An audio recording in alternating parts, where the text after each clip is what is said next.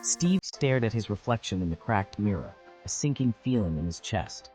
Just a few weeks ago, he had packed his bags and left college for good. The decision had been heavy, but deep down, he knew he didn't belong there. Still, the thought haunted him. What now? He had no backup plan, no degree, and barely enough money to get by. Every conversation with his parents ended in frustration. His friends stopped calling, unsure of what to say. Steve felt like a failure. The world around him seemed to whisper, "You made a mistake." But there was one thing Steve couldn't ignore: his love for building things.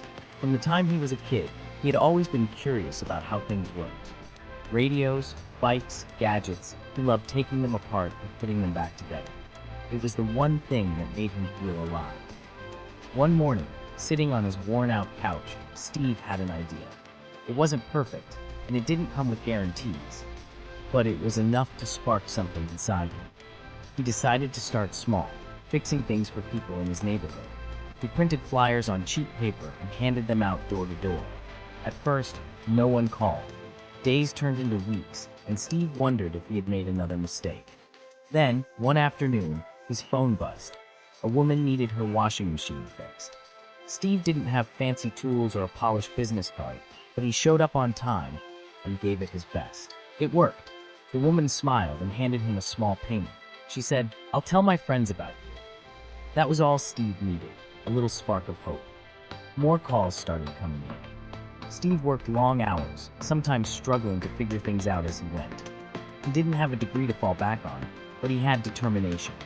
Every time he fixed something, he learned a little more. Still, it wasn't easy. There were times when the work dried up, and Steve worried about how he would pay rent. Nights were filled with self-doubt, but he kept going.